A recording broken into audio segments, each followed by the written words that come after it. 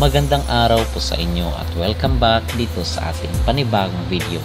Ang ating pong pag-usapan para sa vlog na ito ay itong mga balita na kung saan ay interesado di umano na bilhin ni Sir Arnold Vigafria itong Miss Universe para ma-save daw yung glory ng nasabing beauty competition.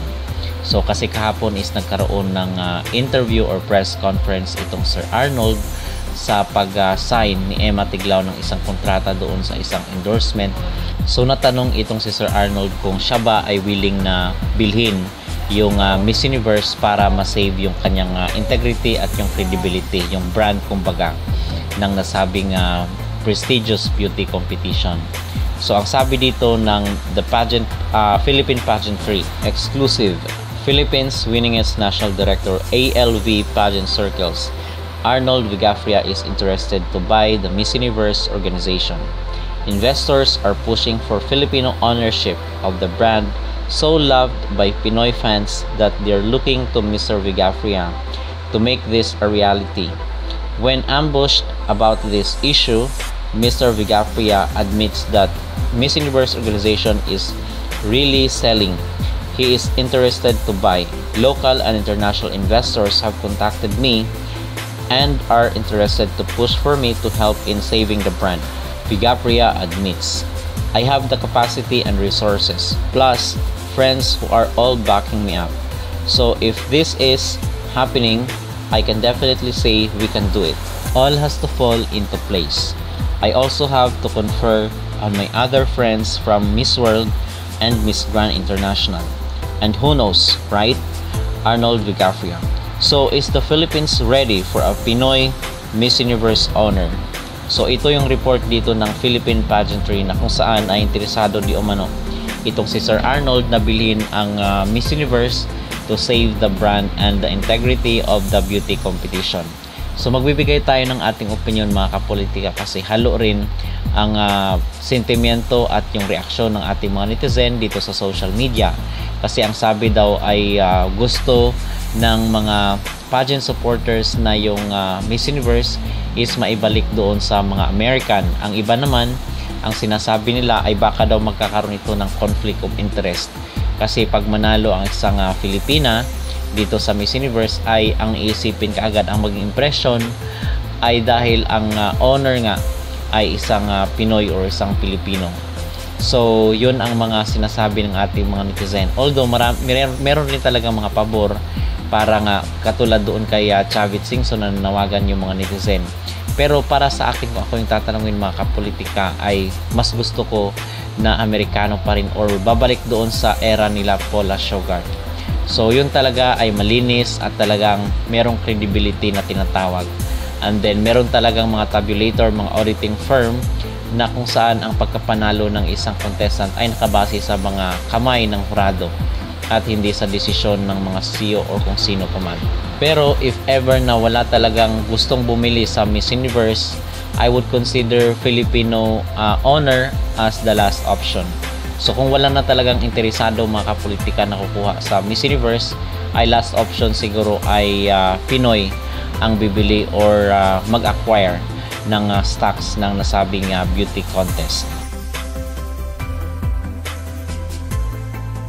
Reaction kasi although sasabihin natin na kung deserve naman talaga rin ng isang Filipina beauty queen ang Miss Universe crown ay pwede yon, pero kahit ganun pa man mga kapolitika ay hindi pa rin talaga maiwasan na isipin ng iba na kaya nanalo tayo ay dahil nga ang may-ari ay Pinoy. So parang para sa akin iba yung dating.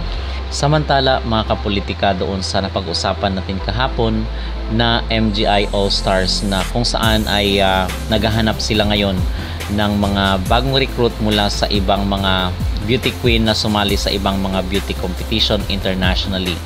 So parang ang sabi ng mga netizen dito sa social media ay parang ito daw ay inopen ni Nawat para kay Atisa Manalo. So yun daw po ang reason kung bakit nagbukas ng pinto itong Miss Grand International doon sa mga sumasali sa sa International Beauty Competition na kung saan ay gustong maging kabahagi ng MGI All-Stars. So narito di umano ang kanilang qualification. MGI All-Stars is a distinguished pageant that unites exceptional queens from various international competitions, all vying for the most prestigious crown. This is the ultimate stage where accomplished and iconic queens showcase their talent, grace, and charisma, proving to the world that they still have it takes to shine brighter than ever.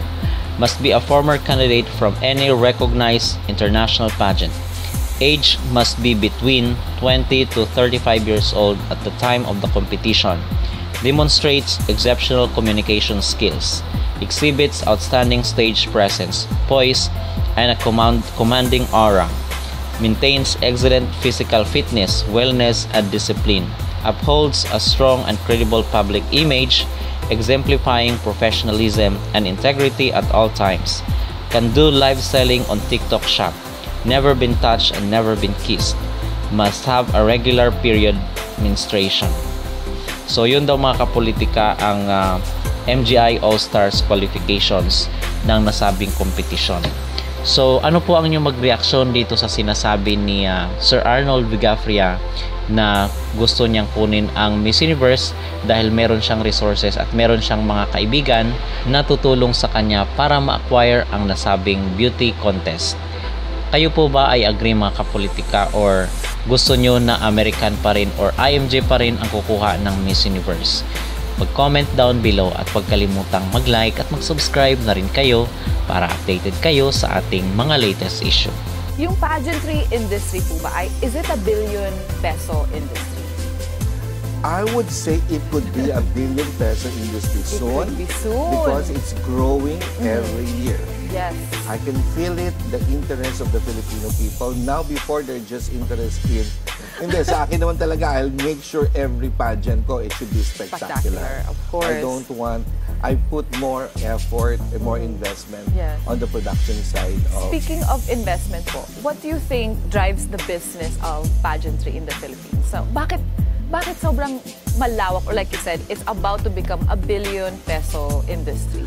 You know, it all started siguro because of the audience, the people who are the pageant the pageant fans, because of the consistent winning of our candidates in the international competition, in the international pageant, yun lumalaki. So yung interest ng tao, lumalaki. The problem ngayon, kaming investor, kaming national director, invested a lot. But I hope it's not yet a big industry because we're still not compared to the other countries, Asian countries or Latin American countries.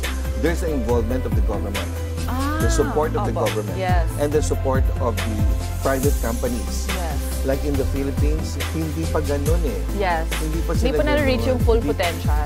Yung full potential, wala pa. But I have a feeling because of the consistent winning of our candidates, baka nagigising na ang mga private sectors that there is a business in pageantry.